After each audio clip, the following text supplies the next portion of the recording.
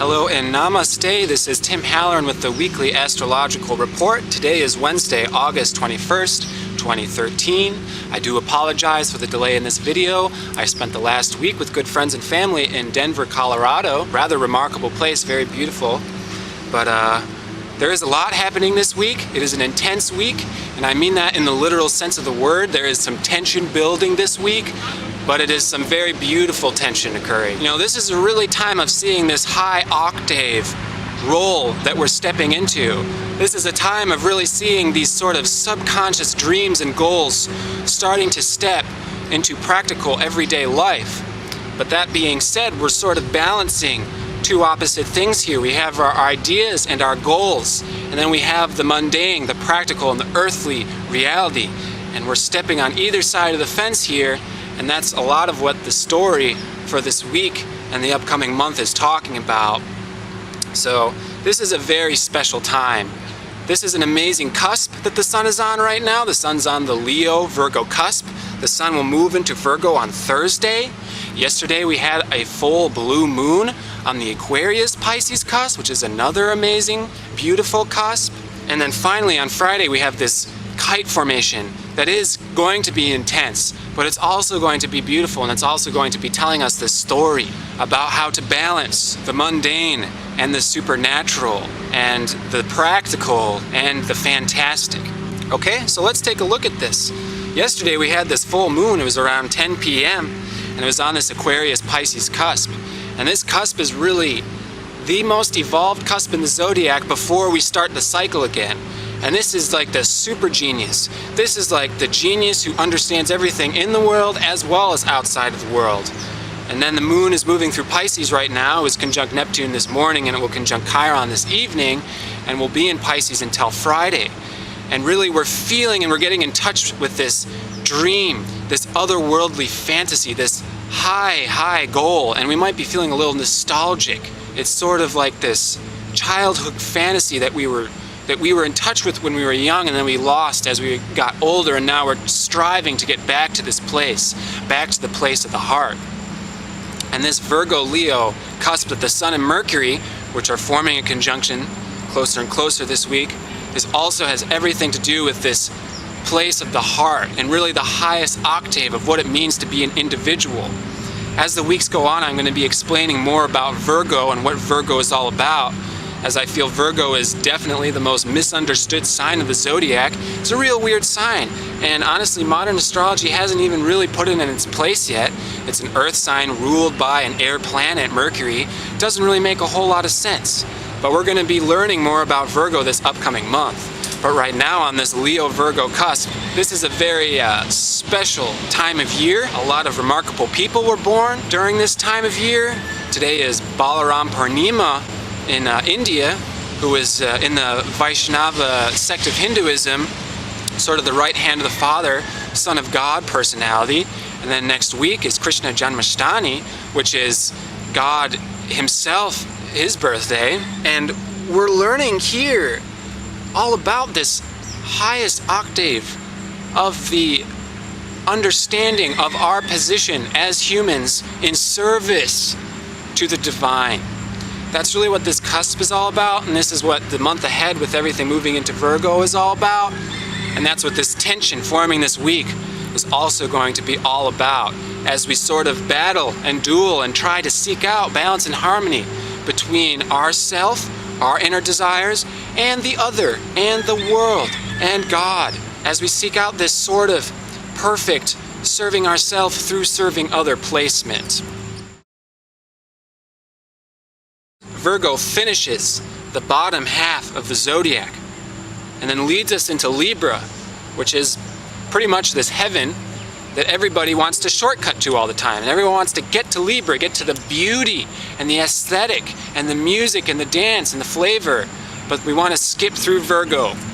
And Virgo is really what it's all about. Virgo is getting in touch with this service-oriented being and learning and cleaning up all of our fallacies. That way we can get through the gates and our hearts can be as light as a feather. But this Virgo-Leo cusp has everything to teach us about what our roles are. So since the new moon in Leo a few weeks ago, we've been learning about what our role is. And we're learning about what our role is in service to everybody else. And it's not all about us in our role. Our role is related to everybody else. And that's what this Leo Virgo cusp is all about. This is the heart, absolutely the heart. This is the highest octave of the heart. This is the fierce warrior who knows their place, who knows their ability and their talent, and then that ability and that talent is put in service to protect everybody, to care for everybody, to serve. And I mean really serve, selflessly. And then that is the gate to heaven. That is the gate to heaven in Libra, and that is the gate to heaven in Pisces too, which is this goal, this dream of this perfect, ideal place. So this Friday we have quite the aspect forming. We have Venus in the first degrees of Libra still, and that's going to square Lilith in Cancer, and also square Pluto in Capricorn, and it's going to form an opposition with the Moon, which has entered Aries by that point, which is going to form a conjunction with Uranus. Ooh, yeah, that is a tense aspect. That's one we're going to be feeling. And this is a lesson that's really going to be coming through our reflections. This is the lessons that are going to be taught through our lovers, our friends, and our family. And it's going to have everything to do with what I want versus with what you want. What I want to be doing, what feels right to me, versus what you want to be doing and what feels right to you. And guess what? They're not always the same.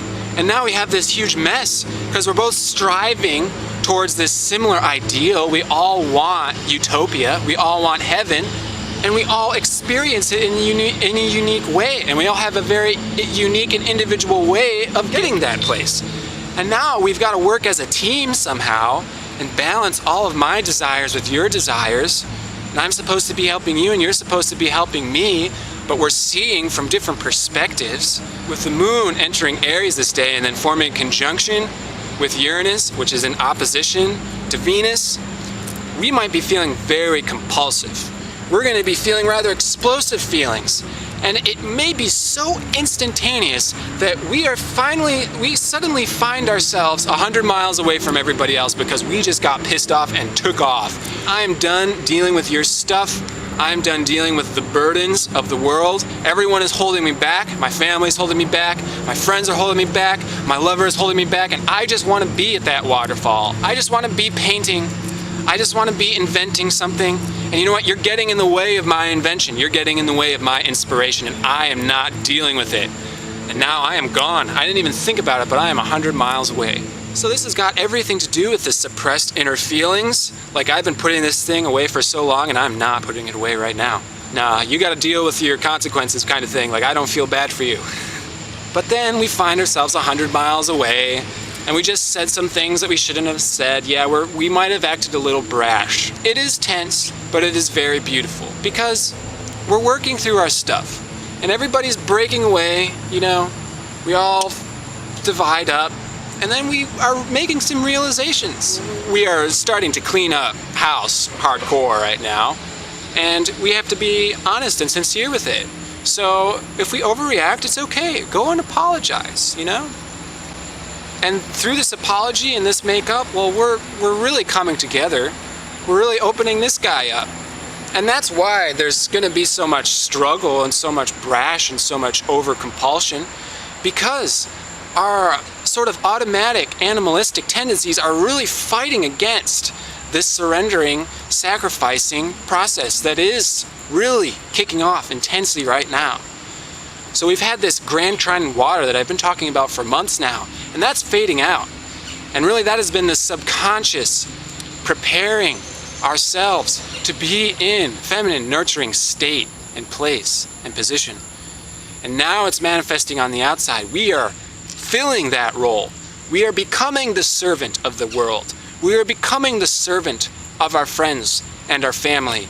And it doesn't always seem nice because there may or may not be so much of a choice about it. It's like, yeah, we volunteered at first, but now we're starting to see what we're getting ourselves into kind of thing. And that's okay, because as we are sort of easing ourselves into these roles, it's going to be getting easier, but it can be a little bit scary at first. You know, as the moon moves through Taurus, starting Sunday and Monday, and it conjuncts this south node, we could see our old habits resurfacing as we sort of want to escape and go back into this childhood and put the blinders back on. And just watch television and watch sports and play video games and have a drink or two, because I'm starting to feel a little overwhelmed with the responsibility that is starting to form. And Virgo is this responsibility, and Virgo holds this burden.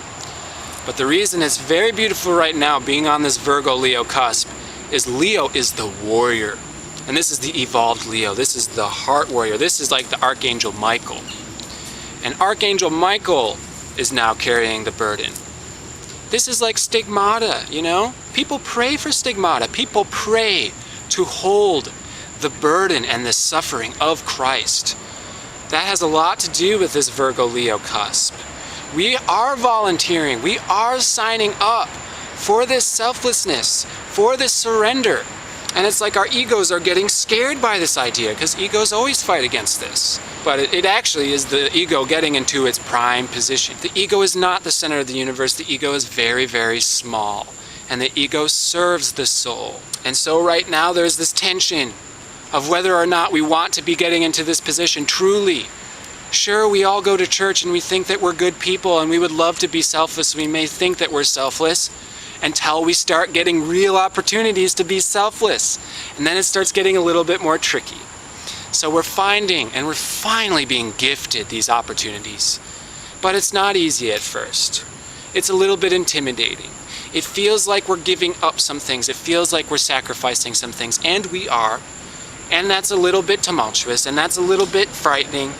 And there's going to be ego struggle in each of us as we fight against it.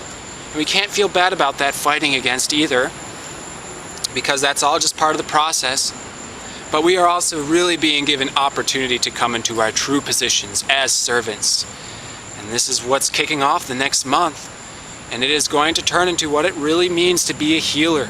And indeed, these times are really an initiation for what will be future healers. And this is bound to be a time that may be a little tumultuous and a little bit tough for our soon-to-be healers. But let's take it all with a grain of salt, guys, and let's remember that healing is not an easy thing. That is why healing is the most respectable thing. Virgo does carry the weight of the world on her shoulders. And that is her desire, because she is the greatest servant. And therefore, she is the closest to God as well. So we all want to make it to heaven. We all want to reach these ideals. But Virgo is here to tell us, well, we have some work to do, and we have some cleaning up to do. And we have some things to correct, and we may be missing the mark a little bit. But this is her grace, and this is her gift to us, as she is taking us by the hand, and she is actually, practically, leading us where we want to be. So on that note, let's be patient. Let's take one step at a time. Let's try not to overreact with ourselves and with others. Let's remember that it's all part of the unfolding process, and that it's becoming rather tangible, and it's becoming rather apparent. And this is actually very good, very beautiful, and very reaffirming. So on that note, I will speak to you next week. Namaste.